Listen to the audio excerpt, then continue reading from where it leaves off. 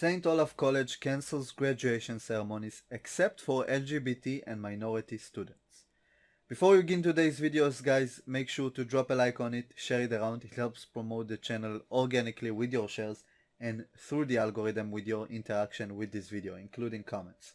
So consider that before we begin this video. Also, don't forget to subscribe to the channel and turn on the notification bell so you won't miss any of the future videos. Let's dive into the story and then we'll talk about it. Although the May commencement event for graduating seniors at St. Olaf College in Northfield, Minnesota was cancelled in response to the Chinese virus pandemic, university officials announced that this week that separate online graduation ceremonies for LGBT, international, and minority students will proceed as originally scheduled. According to a report by Campus Reform, St. Olaf College will host virtual graduation ceremonies for LGBT, international, and minority students in May. The college announced recently that May commencement events for graduating seniors have been cancelled due to the ongoing Chinese virus. Now, one thing that you need to notice is that one group is missing from those commencement events. There's only one group that's not represented in those commencement events, and those are American white males and females. For what reason, I do not know. The entire premise of having separate graduation events is ridiculous by itself, but while they had it, they for some reason forgot to make it for white American students who are non-LGBT. This is so weird, and it's specifically white American students because you have international included in there. So if you're white from anything but America, you also get a graduation event. So it's just weird. In an email to the community, college officials announced that, quote, self-identified domestic students of color, international students, and LGBTQIA plus students, unquote, will receive separate virtual commencement ceremonies in May. There will be 3 separate virtual graduation events, each of which will focus on a separate group of students, quote, students of color, unquote, international students, and LGBT students are the 3 groups that will be recognized during their own virtual graduation ceremonies in May. Why, again, I do not know. This is just, this proves horseshoe theory perfectly.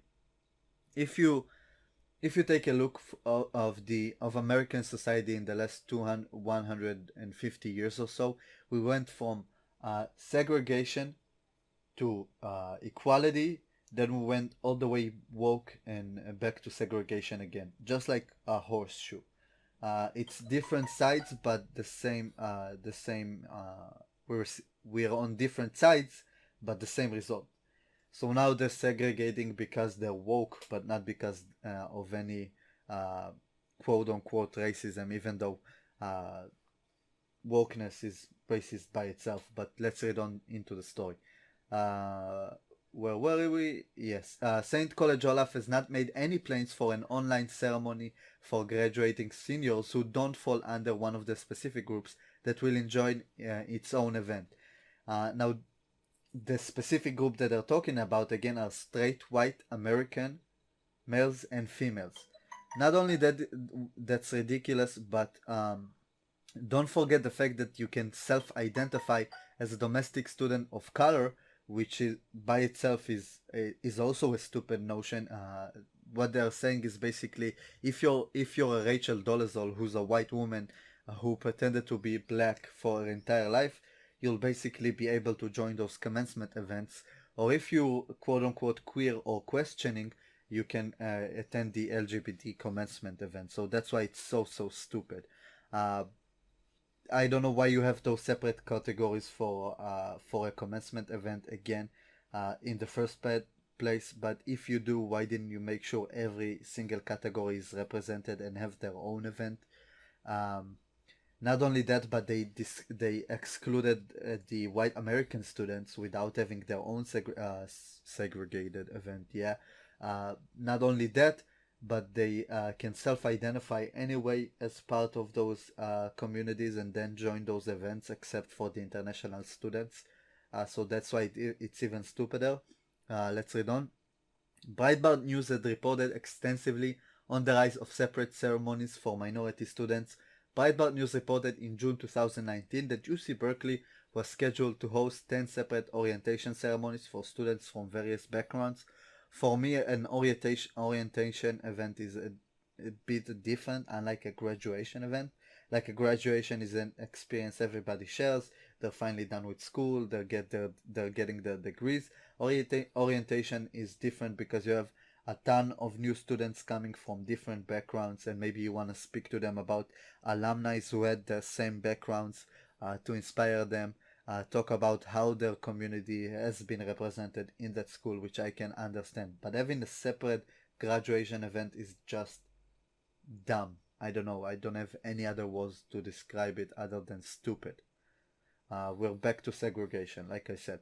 In 2017, Harvard announced that it will host its first separate graduation ceremony for its black students. Since then, colleges and universities around the country have adopted the tradition as standard practice. Now, I think by its name, St. Olaf might be a private-owned school that doesn't receive government funding, but Harvard, as far as I know for sure, is a public school, a quote-unquote public school that receives government funding. So I think it's more egregious that they are doing it, those separate events. I'm sure they include their white students in separate events, but the fact that they are segregating, it just goes to show you how stupidly woke society have become. Not only that, but I remember reading an old story that they now have, I think in UC Berkeley, segregated dorms as well. Not male and female, but black, white. I don't know about LGBT, but I'm sure it's gonna be there next. So you don't have to wait for that. Let's read on with the story and then we'll finish it. We really wanted, this is a quote from Harvard, we really wanted an opportunity to give voice to the voiceless at Harvard. So many students identify with the African diaspora but don't necessarily feel welcome as part of the larger community, and they don't feel like their stories are being shared. Now, I would go as far as to say that probably the fact that they don't feel part of the larger communities because they're segregating themselves, and they only have themselves to blame, because this is the most inclusive society has ever been, ever. I don't think we've ever been as progressive as now. I think it's even more than just being included as part of the community. I think they are even more amplified today. If you go to YouTube or any other platform, they make sure to always push their quote-unquote creators of color to make sure that advertisers and the woke crowd picks up on it. So I would go as far as to say that not only are they not voiceless, their voices are being amplified.